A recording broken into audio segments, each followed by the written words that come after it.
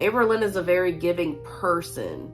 Not that I'm like protecting her or anything, because she has her flaws.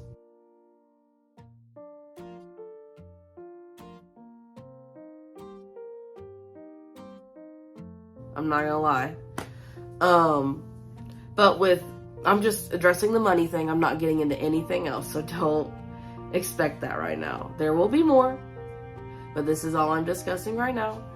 She is a very giving person. If someone is in need that she is close to, she's going to try and do what she can for their needs. When Dana's nephew and nieces all needed school clothes, she gave money to us to get them stuff, but that's because when the school year comes around, I don't know if she's still doing this because I don't really talk to her, but when the school year comes around, she feels bad for kids that don't have, like their parents don't have enough money to make sure they have all the school stuff that they need, or like school clothes or whatever. I know that one year when we were here in Florida, she helped our friend's daughter. She helped them get school clothes for her. So yeah, she wasn't really buying our friendship though. We tried to do things like, Amberlynn's kind of extra. She likes to do all kinds of stuff all the time when she's with a bunch of people. And sometimes we'd be like, well, we don't have it. And, you know, she would just be like, I got it.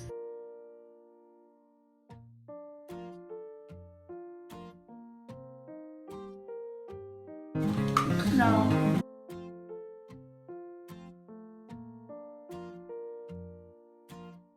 Gracie, my cat.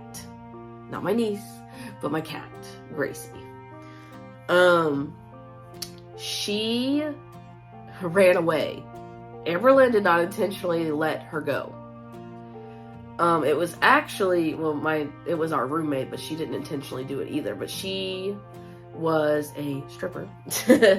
And she was coming in at like 2 and 3 in the morning. And I'm assuming, because when I went to bed, Gracie was there. Like, I knew she was there with us. But we kept our door cracked because her litter box was in the closet in the hallway. I knew that she had gone in and out. Like, I knew she was there. But I think when my roommate came in that late, because she was an outside cat. So she wanted to go outside. I just hadn't let her go outside yet because it was a new place. I guess that's when she slipped out. So, you know, I got up the next day and we couldn't find her, was what happened. I mean, I was there realizing that she was gone. We put up flyers. We looked for her for so long, and we never found her. She was also very old. I don't know if she could have gotten hit by a car, if she could have just gone somewhere and laid down to pass. I don't know. I wish I did. That was my favorite cat. That was like my best little friend. Like, I had her for so long. But Amberlynn did not intentionally let her out. I just wanted to clear that up. Also mentioned something about the seatbelt was broken in my car. Now my car, it was a 2000 Honda Civic, the car that I had the whole time me and her were together.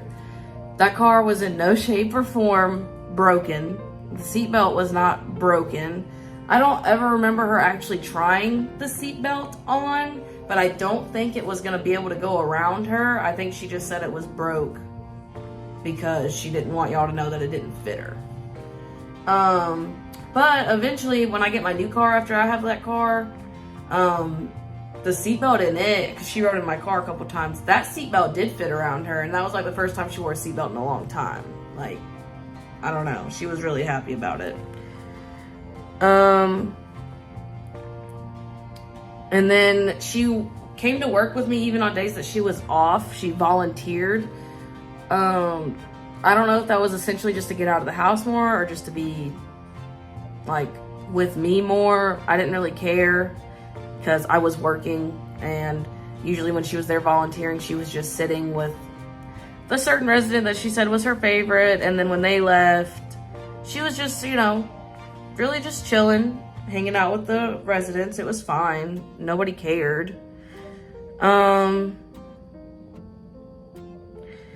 I also know this happened either the end of September or the beginning of October. Me and her got in a really bad argument in Walmart. I called her the ex from before. I called her the pet name that I had for them. It was Pookie. And I don't know, it was just, I guess, a habit. Like, we were just bickering and I said it. And I don't know what it was, but it set her off. And she was in, what is that, the scooters at Walmart. She was in one of those. And she just kind of took off. And I kept calling her. I couldn't find her. She got, like, away from me. And she wouldn't answer me. I couldn't find her. You know, she would not answer me, and I was like, not about it. I was like, okay, whatever. And I left. I went to my car. I don't think I had anything with me. I think she had stuff in her buggy, but I went to my car and I went back to the apartment. Now, we lived just around the corner from this Walmart, so we weren't too far, but it was still, if you walked it, it was a good walk. So I go home, and I don't know what it is. When I get angry or upset or whatever, I want to just take a shower. So I get home, and I take a shower in hopes that when I get out, everything will have cooled off. Maybe she would have called me, whatever. So she had called me a couple times when I get out of the shower, and lo and behold, she had started to walk home. I don't think she bought anything that we had with us either. Just walked. She walked probably like halfway. So she walked a good bit. It was very surprising. But she did. She walked a good bit, and I went and picked her up and drove her the rest of the way home. And it's not something I'm proud of, but after that, let me see. After that, the ex I had before, I started reaching out to her because, I don't know, that's just, I feel like that's normal, what people do when you start to have issues in a new relationship. I don't know, you seek comfort in what you knew before, I guess is what I was doing. And I wasn't, like, trying to be, like, flirting or anything like that, but, I mean, I was secretly talking to her, so, I mean, I guess that's still bad, obviously.